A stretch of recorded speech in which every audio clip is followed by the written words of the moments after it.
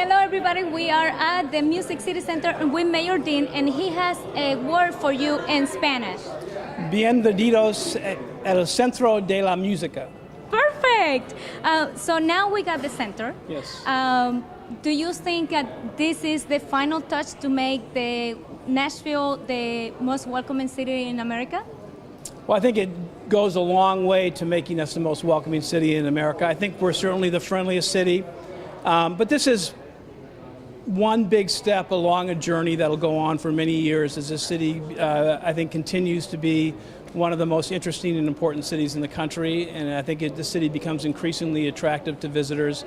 That'll be a good thing for us all in terms of our economy. But this is part of the puzzle, and we just keep working on it. I mean, one of the things you got to remember is when you have a city, it's a living, breathing thing. You got to keep working at it. You got to keep keeping it healthy, and you got to keep doing the things that are fundamental to its health. And I would say education and safety and creating jobs are the most important things we can do. This helps with that, but we got to keep working. Well, it's amazing. And do you think that we're going to have a Latino convention here? I would hope so. I think there's some possibilities out there, and I would love to see that happen. Nashville would be a good city for that to happen. Well, it's Music City, right? It's Music City. It's Music Maybe City. we get a salsa convention or something. Right, and you got a mayor who can say Bienvenidos al Centro de la Música. There you go. Thank you so much. It was a great tour. Thank you. Looking forward to Sunday. Thank you. I'm looking forward to it too. All right, stay tuned. We got a sneak preview for you of the Music City Center here in Nashville. No se mueva que tenemos una vista previa para usted del Centro de la Música. When you think of people coming to town, going to the Country Music Hall of Fame, this is an obvious next stop. And if you go out these doors here and you look at the stairs there, and there's a big sort of flat area, you'll see engraved in the stairs the names of songwriters. You also see songs there. And this is an interactive feature that a visitor can come in, decide they want to hear and learn more about a particular songwriter. You pick Bill Anderson, pick a song. You know, you can go to almost anybody.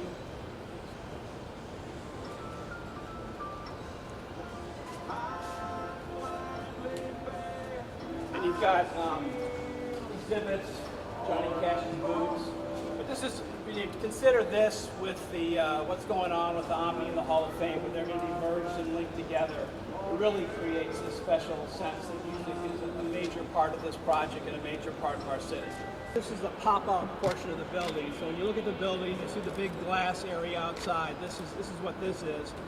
And the construction folks called this the Whale. This is the area where on Monday I'll do the State of Metro address. I believe the stage will be back here and folks will be sitting out this way. All this, the wood veneer here around us, all the wood from this project came from one tree, is my understanding. And in this, the carpet that was designed behind you is part of designed for this project and represents sound waves, again having the music theme. But this was, Larry, you might want to talk about this, is this is one of the more difficult portions of the building to have built. Yeah, from a construction standpoint, this was a really challenging space. First of all, the NES substation sat just below us until a little over a year ago. And then there's no square angles in this room, so everything has got this curve. So trying to make this wood and this metal fit into the space was a great big challenge. Right. And you can see the lighting above, but this is certainly a unique feature to this particular center. You'll notice the music. We have the ability to put different songs, different music in different parts of the building. And so there's music available everywhere in the building. And while I'm thinking about it, one of the things that's unique about this building, you particularly see it in this front section, but you also see it in the exhibition hall here, is that unlike a lot of convention centers, this building is filled with windows. Mm-hmm. And so that when a visitor comes to the city, they're going to have natural light, but they're also going to be able to orient themselves to where they are in our city, which is, for a building this large, I think that's important. This is the exhibit hall. This is where the conventions will present what they want to present to the attendees. This is 8 acres, or 350,000 square feet, and this is more than 3 times the size of the existing of the old convention center. And you can see that when we do the grand opening here on Sunday, we're going to have zip lines set up, and so that should go well, I hope. And you'll notice that the floor is etched with 10 by 10 rectangles here, squares, where this is where exhibitors can set up their booths.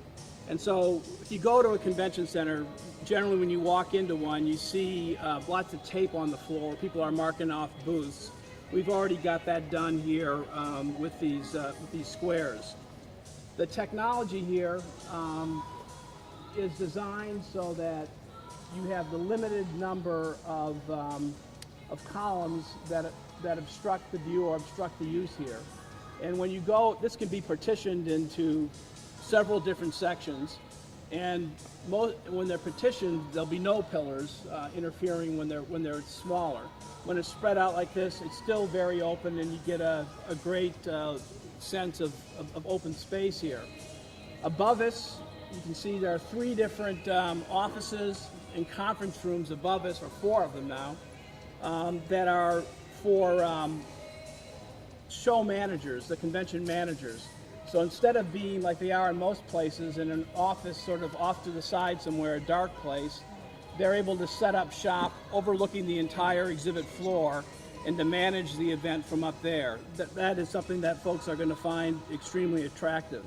We also have, which I think is this is another thing that for convention organizers it's a big deal. This is where you can plug in all your hydraulic. You can plug in whatever you need to electronically. For instance, if you had a kitchen exhibit going on here, you have the ability to run a dishwasher and bake a cake at the same time. You can do a variety of different things with the electric components here. And these are scattered throughout the floor. Above us, you have you see some rings coming down from the columns there. Those are so you can hang things from them, and they're strong enough that you could actually hang a car from it if you wanted to, which is another thing that people look for when they come to a convention center in terms of setting up their shows.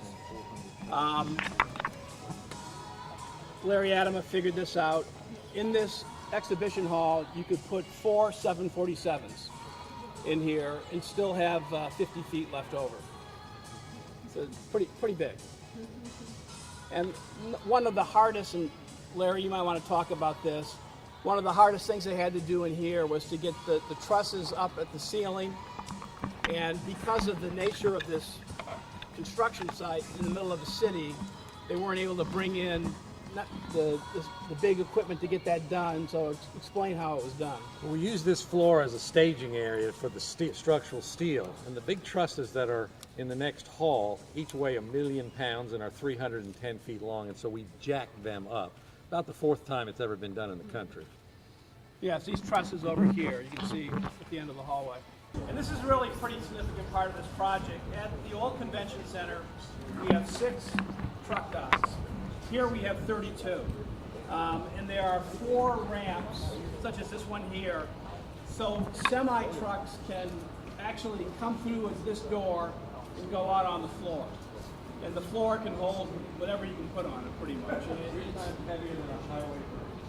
And so, and you look behind you and you see the wall here. We're looking toward Korean Veterans Boulevard. And so this wall will block the view from the street of this maybe unsightly but very important activity of loading things in and loading it out.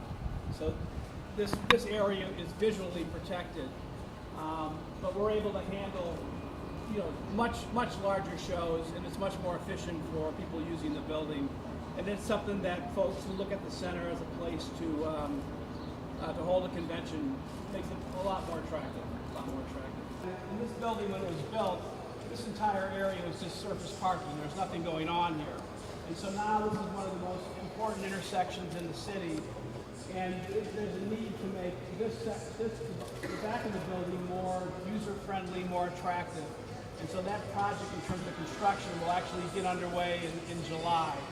And the idea is to open this up, have it in a way near this building, but also to make Fifth Avenue more active. So there'll be shops and restaurants and things like that that'll keep people who are here engaged. So you want up?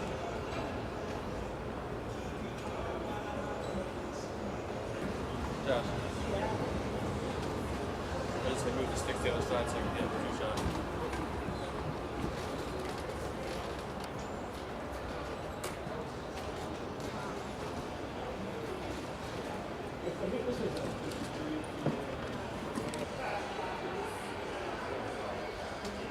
Well, when we were working with the architects, one of the things that we wanted to do was to make sure the building wasn't a box.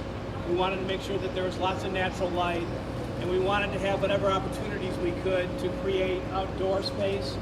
And this is one of 7 areas with outdoor balconies. And with Nashville's weather being mild, this is a great view of the city. I think it'll be a spot that'll be frequently used by visitors, either to get us to get away, and it's also, I imagine, this has got to be one of the best places in Nashville to watch the 4th of July fireworks from. It's a pretty good one. And while we're here, again, one of the things I think that makes this project so compelling is, what we're seeing in front of us is the Hall of Fame with the addition that's going on in the Hall of Fame. And as part of this big the windows here on the top of the building, that's going to be one of the most incredible views in the city. And then, of course, the Hall of Fame is integrated into the Omni. And so it creates a really interesting complex. And then you have the Avenue of the Arts, which will extend down here. And the street in between the Hall of Fame and the Convention Center is going to be, I think, one of the best streets in the city when it's completed. It's a particularly nice place to spend some time. You can see, of course, the roof hangs over. You got lots of protected space from possible rain.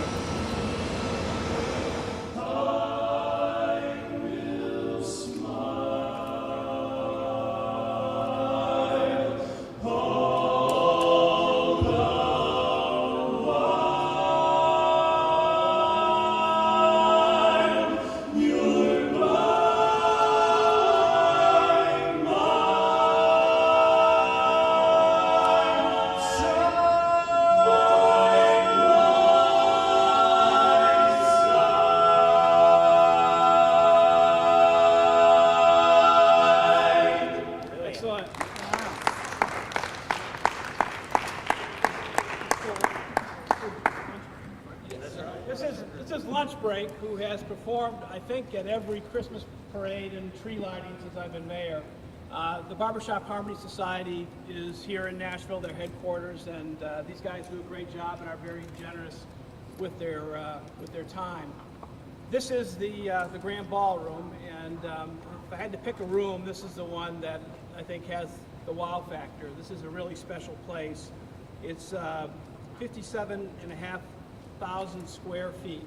It's the largest ballroom in the state of Tennessee, and it can seat 6,000 people.